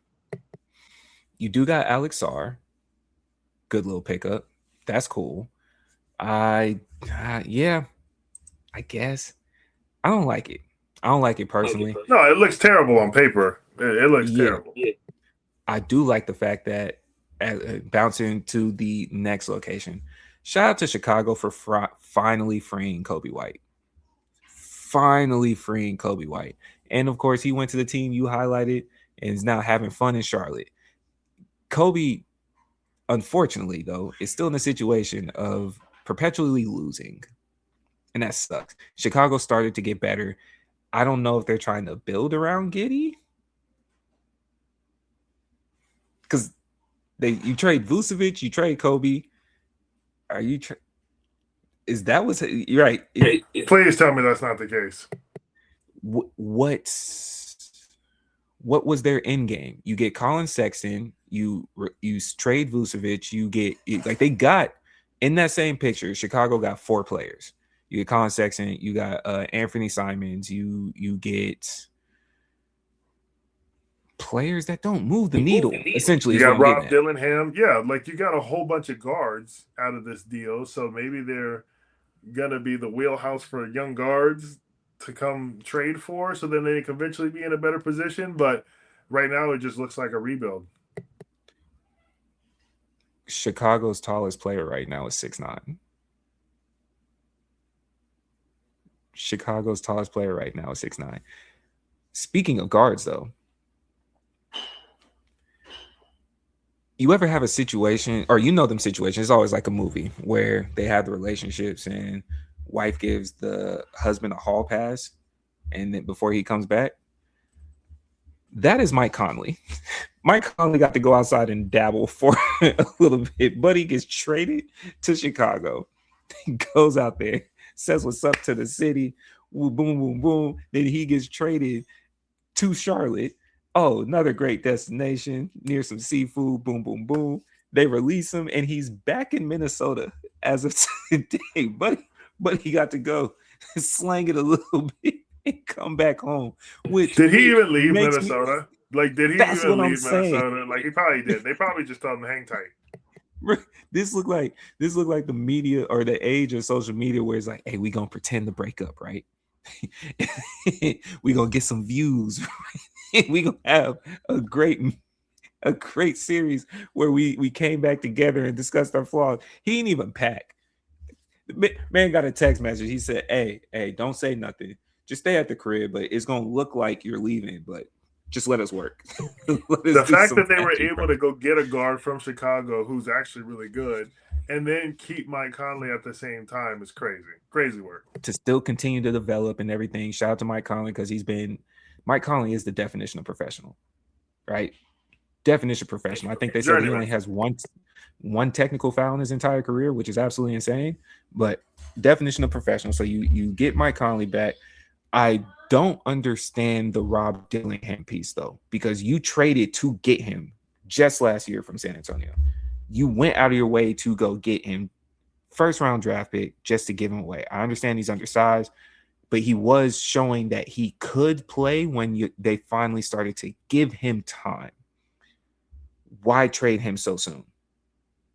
You've got Bones, who gives you a good game every couple of games. You've got Mike Conley. You go and trade him for a guy that's a little bit more consistent right now, who's gotten a lot of burn because he was on a team that needed him to play more consistently. So I think you're wanting that project to be elsewhere because right now you have Ant, and you need somebody who's ready now. And so I think the project of Rob Dillingham is great. I just think that they didn't want to be a part of that project anymore. Okay, so we have one last major situation before the biggest fish to fry.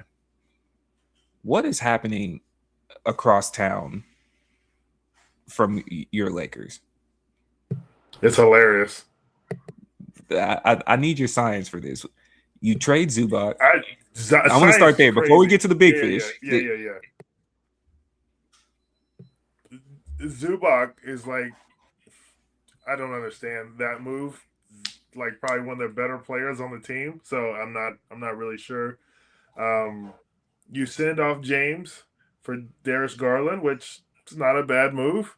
But you're looking at possibly suspending Kawhi.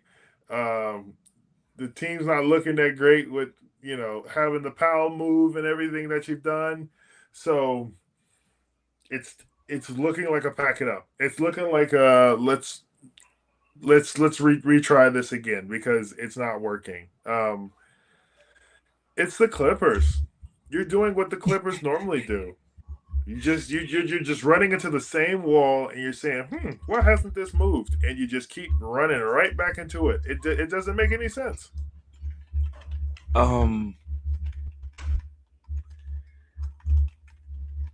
I think okay. I'm currently searching right now. What are the possible punishments for the Clippers? Right? Because that will kind of give me a structure on maybe why some of these moves, but at least from what I'm seeing, it just says significant fines, loss of draft picks, suspension, termination, possible suspension of involved executives or team personnel. Personnel is a word that I might have to look into. Like, do you just mean front office or does that include the player, which we know is Kawhi? And then voiding of contracts, which is potential, though rare, invalidation of player contracts involved in a scheme. So that kind of tells me there might be a separation between personnel versus the player. So laying that groundwork. If there's substantial fines and penalties, has nothing to do with Kawhi, why isn't he on the market? That's my question. If you lose draft picks, again, nothing to do with Kawhi. But if you start trading, Like it says forfeiture of future first or second round draft picks. I think that probably has to do with the actual contract. I could be wrong. If they're going to take those away and then put them in purgatory, I don't know why the league would necessarily want that, but you do have to have punishment. Where do those picks go? I don't know. So maybe if you trade for the picks, does that make it invalid in the contract negotiations because your pick essentially turns into nothing if they're found guilty? But you don't know right now. So if you're giving away a Zubac and you're giving away a James Harden, which we'll get to the James Harden trade in the grand scheme of things, give it all away, right? Like I'm sure the Lakers could have threw some breadcrumbs together to get Kawhi. I'm sure a lot of other teams would have been willing to take on that possibility because he's been hooping this year. Don't know what it was about Chris Paul and whatever he said to him, but it seemed like despite his lack of absence, his message was still pure into what it is that they're looking for. James Harden's been hooping. We got caught off guard with him requesting a trade. Maybe he knows something that we don't. Maybe he does. I just can't wrap my mind around the aspect. Go ahead. No, I was just gonna say Kawhi knows something. He's been at one of them parties. Ballmer was running around doing something crazy. He's got some insider information that we don't have, and that is the only reason why this man is getting away with murder, getting paid to do it, and also the face of the franchise. There has to be something that he knows. If he did, they offered it to me. I'm just the player. Right. I don't see a situation in comparison to what we've seen before. You come down. He's not going down with the RICO though. That's what I'm saying. Kawhi got paid, so he's just gonna continue being Kawhi. He doesn't have to worry about that. That's the part that I'm saying, because even if they make him forfeit the money, which I get, because I see that as part of a potential. It says voiding of contracts, potential, though rare, invalidation of player contracts involved in the scheme. So if you invalidate his contract, that's what it is. If his contract does get invalidated, he's essentially a free agent. Oh my God. Unrestricted free agent.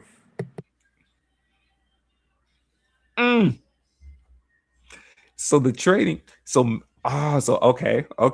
Let's just guess who's about to have a whole bunch of money freed up this year. So if we hypothesize here, does them trading James Harden, them trading Zubac, more or less cleaning house? You did get Darius Garland, but he's not as big of a fish as them. Is this is this foreshadowing? Are the Clippers foreshadowing after trading all of these players? Do you think it's cooked? Oh man! You'd hate to see him across the hall. You'd hate to see him across the hall. It just might happen. I would want to know when the investigation hammer is supposed to be dropping, because how soon Kawhi could be available, even if it comes by the summer. You've already got your money. You just need to sign a quick deal so we can get this middle-level exception so we can keep the team together and you can do your thing, and then we can pay you next year. There's so many avenues we can do with this. Kawhi, we're down the hall, bro. We're down the hall. Let's go win us one. You know good and well, if Bron's in that picture, I don't think Kawhi goes over there, bro. I just don't. I don't. Not this year. I think he would. I might leverage. The only reason that it would happen is it's clear you don't want Kawhi to see wants it. To be home. Yeah, you don't want to see it. That's fine. It might happen, very likely though. He's not the star y'all want. He don't talk enough. You don't talk enough for the LA Lakers. We need that defense. Come on over here with that defense, and we'll take that extra 18 or 20 a game. I think San Antonio has a better chance of getting Kawhi to come back than the Lakers have of getting Kawhi. I'm glad you showed your true colors right there. You know what? How about this? Since Abe's making sales pitches, how about this? Tony Parker's gone. The lame is gone. How about that? He's great for the legacy. He's no longer here. You know, Pop shows love for everybody. You get to play with Wemby. Hey, y'all both love defense, long arms, big hands. Look at you. You got a twin. Easily come home. They still play commercials sometimes. Kawhi, we San can Antonio sign forgive you for a mid-level exception, and then we can give you that $24 million deal you was getting under the table over across there, planting them trees. We can do that too. We could give you another one of those, go kiss some babies, and then get $30 million. We got you. Kawhi, the Lakers could have got you before they got LeBron. You were on the table. They said no. They don't like you. Don't let them lie to you That's now. not true. That's not the true. Lakers could have That's got you not true. before they got LeBron. Don't let them talk to you about old stuff. We're here in the future. That's what people do. They talk about old stuff. Old stuff is being a San Antonio Spur. You don't want to go back there. Hey, they didn't respect you when you were there.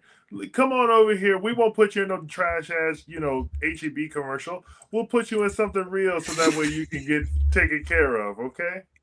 See, this is how I know he's moved from Texas, Kawhi, because calling HEB trash is like a death sentence out in Texas. So he might have just banned himself from coming home. You don't people are willing to implicate themselves, and that's what happens when you're a Lakers fan. You're implicating yourself for criminal buffoonery, right? You know HEB isn't trash. You were there. You experienced it. That's why the commercial is there. They had an opportunity for you before LeBron showed up, and they chose a balding man. Your hair's been growing since. Always grew. Always had the cornrows. They chose a balding man over you. Only got one ring. You can come back to South Texas, bro. You can come back to South Texas, man. You know it's looking guaranteed. man, get to the last point here, man. Kawhi don't want to be with y'all no more, man. He's been there, done that. What? Look, man. You know what it is? San Antonio also supports culture. LA, they going white.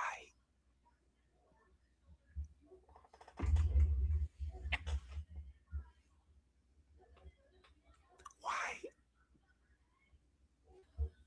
Black power. Man. James Harden asking for a trade. No fat suit. What's your thoughts on the results? I'm going to speak this directly into the mic. James said, I'm tired of this. But they were the winning, only person man. I know that look at a situation and go, I'm tired of this. They were winning. That's the thing. They played themselves back in the playoff contention. They were 16-3? Or James knows something we don't. Maybe James knows that Kawhi's contract is going to get ripped up, and then he's going to be stuck there just hooping by himself. Maybe that's the case. I think he's just tired of the shenanigans over in the Clippers, to be honest. Like, I think he's just tired of it because there was not going to be the success that he wants there as a Clipper. Like, let's just be real. They were hooping, they were doing well, but the success of them actually running for a championship was not happening this year. So I think he wanted to go somewhere where he thought there was a young core potential where he could go, where they didn't have to pull a whole bunch of players off, and they could plug them right in, and he could have a chance at actually trying to win one. I don't disagree with you there because it's hard to even combat that just based on what information we do have now. Like, there's nothing to say otherwise. It's interesting because it's one of those few times where you were saying he's tired of the shenanigans. Usually he's the shenanigans, and that narrative is there. That's why it does look weird, because the narrative is there. So him demanding a trade from a losing team, it does fit his past history of every time something's not going right, he tries to get out. But there is an investigation on the entire organization. I can't even imagine the transition of being in LA every day to going to Cleveland. And this is with all due respect to Cleveland, Ohio. But we know it's different. I'm not LeBron left you for a reason. You know what I'm saying? I'm not Jakeem Noah. I'm not hating on you at a press conference the way that he did. I'm just saying you were in LA. He was home. He's at home. And I can also say I feel like the only reason he didn't go across town, even though the Clippers may not do too much trading with the Lakers and vice versa, is because of how many guards that y'all already have over there. So it wouldn't make sense. And realistically, when you're looking at the Western Conference, I don't think there's a team that I'm looking at in the top 8 that needs a guard between OKC, nah, they're good. San Antonio, nah, they're good. Denver, Houston, LA, Lakers, Minnesota, maybe. Phoenix, yeah, and Golden State. But right behind Golden State is the Clippers. So you could have got in there. It's just all interesting. But to your point too, you're stuck with Bradley Beal. It's not even playing this year. Still on that same contract. You're stuck with Bradley Beal, who still also has a no trade clause, which is amazing too. And I don't even if the Clippers made it, we're not talking about them. You could at best, if they finish the season strong with their current team, maybe the 7th seed, which has you playing against Denver, and Denver just had y'all's number. They've had y'all's number. Don't see it being, I don't know. But going to Cleveland, on the flip side, Cleveland is significantly underperforming this year, especially coming off of last year. I don't like the combination of him and Donovan Mitchell myself.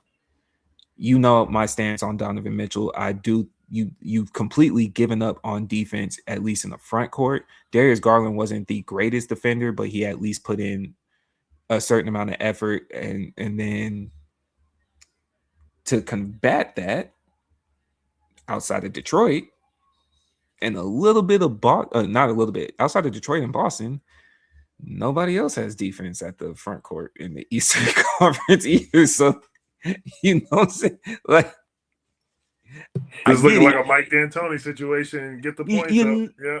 You know, and then you still have Mobley, you still have Allen. If they don't win this year, it's still a disappointment. It's still on Donovan to me. Y'all know how I feel. I haven't seen you make it past the second round. It doesn't help your legacy with me that you needed James Harden to then get past the second round because you have consistently had talent as Donovan Mitchell. Cool. If James Harden loses too, you're just not a playoff winner. And that's your legacy. If he does, though, does that change any of the narratives that he's created? Okay. Unless you crown him champion.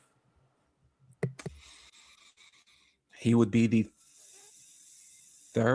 fourth best two guard of all time.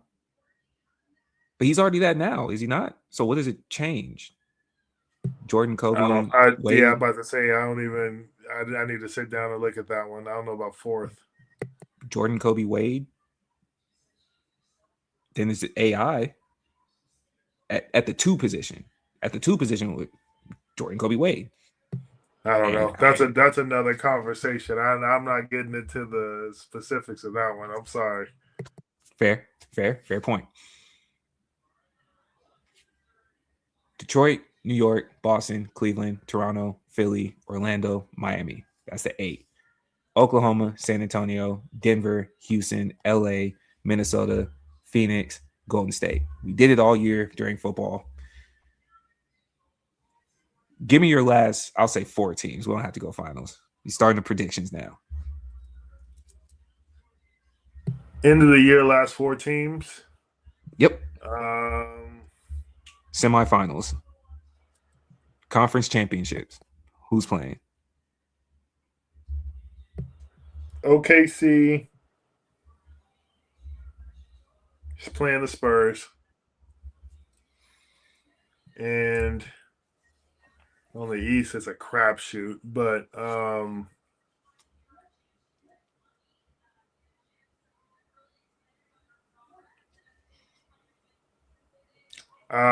New York is playing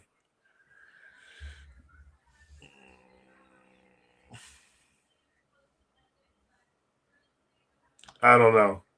I don't. It's such a crapshoot on the East. Like anybody can get hot, like the Pacers did last year. I don't know on the East. I might just give it to New York if they can pull it together. But again, I don't know. Okay, I will agree with San Antonio, but I have Houston over OKC because of the way that they're starting to develop. They're in 4th place, but that's a tough fourth place. I have Houston there, depending on how it shakes up. On the East, I don't believe in New York. I don't believe in Cleveland. I think Philly's a false positive. We're going to have to come back and talk about the drastic fall of Joel Embiid. We're going to have to conversate about that. But I have Boston, based on the way that they've been playing without their supposed best player. You know me, I've been believing it was Jaylen Brown at Boston. And I think Detroit's ready. They're number one right now. I think Detroit's ready this year. I think Cade Cunningham has his mission locked in. They might be ready. That's my prediction. I want to end here, though, with this. We did it for football. Let's go ahead and end the podcast hating on the NBA All-Star Game too, bro. let's keep it clean. Let's keep it even. Let's go ahead and end the podcast and just bomb on how shitty the NBA All-Star Game is going to be next week overall, man. How you feeling? Just quick. You don't have to overthink it. You love that game, don't you? Because I know you watch every year. You usually texting us the stats and letting us know what's the update.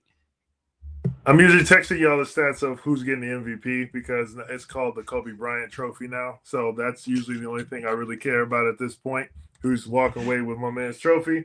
But who cares? The NBA All-Star Game, they don't care. We don't care. And the biggest thing that I'm focused on this year is going to be the shoes that come out during this time. The NBA lets me know that, there's going to be a lot of Jordans coming out the next couple of weeks. There's going to be some good basketball shoes, Kobe Pro Trail 3 lows, all that. I'll be there. I'll be there for that. But as far as the game goes, I don't care.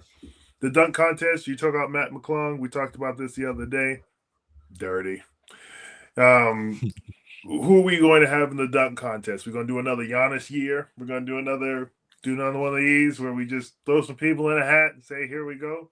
Let professional dunkers come dunk in the NBA dunk contest. They do this literally year in, year out, all day, every day. Let them come do it so that way it can at least be competitive and fun and they do some new tricks or whatever. I understand you have the brand behind the game, so you want to do it, but Michael Jordan ain't dunking no more.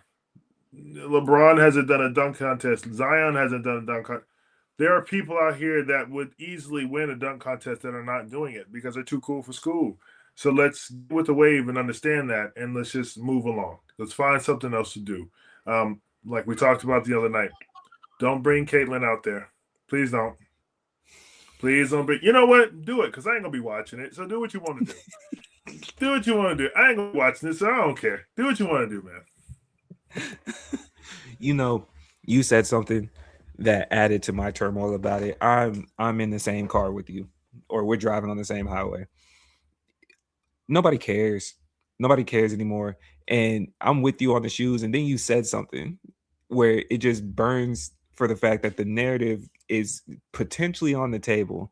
That is the Kobe Bryant Award. And then they give it to LeBron in his last year. Like, it's right there for the buffoonery of what the NBA All-Star Game has turned into. The NBA. I'm mad you even said that. I'm very upset that you even said that. I understand. I'm very upset that you just said that, though. But you see the play. You see the NBA, and you see Adam Silver. You know this is there. You see how close I got the mic. I am still upset that you said that. You see it. You did that. You did that to piss me off. You did that just to piss me off at the end of the pod, didn't you? I'm already pissed. I'm pissed for you because you're gonna give this award to somebody, and based on just a tad bit of wokeness towards the end of the sports pod. Gave this. Nope. You gonna give this? Nope. You gonna give the Kobe Bryant Award in Black History Month to a man that did the MLK shoes based on the colorway of the hotel that the gentleman died in? What is happening? The NBA All-Star Game has gotten so bad. You and I came up with a new thing, a whole new topic, just to discuss times that we should have known it was cooked for the All-Star Game. That's a topic coming to y'all soon. That's how bad it is. We're going to go over the fact that Giannis was in the dunk contest. We're going to talk about the fact that we haven't seen none of these dunkers. You mentioned Zion. I forgot Zion plays. That's how bad the All-Star game is. I forgot he plays. I forgot about the fact that it was bad enough that we had to deal with people getting snubbed when they were semi-serious. You snub Kawhi blatantly just to go get this man over here on the actual All-Star roster. Why is he involved? Why is he even considered being a starter? People talking about giving up their space. And then the Caitlin Clark thing. How bring it up there. how did you just kill people in Spartansburg? You went to Duke. You were doing 360 windmills in the middle of a game, busting out your shoe, and then you come to the NBA and you don't do because he went to New Orleans where the food is amazing, and then instead of busting out of his shoes, he started busting out. It's been a great episode of this Keep It Clean Sports Show. It's been a great episode. Don't be Zion. Be better. Follow us on YouTube, TikTok, and Instagram at the Keep It Clean Show. You know what else is clean? Not Zion, because we've seen his choice in women, but we are, and we can continue to talk about how great things can be, because you don't want to be dirty like him, the NBA All-Star Game or the NFL Pro Bowl. You can have great opportunities of, I don't know, production and not the many. It's been a great episode. We love y'all. We are out. Go follow Go Blue 8. Follow me at Sleep Blano. Follow the Keep It Clean movement. Every time you see me, I keep it clean like a coaster.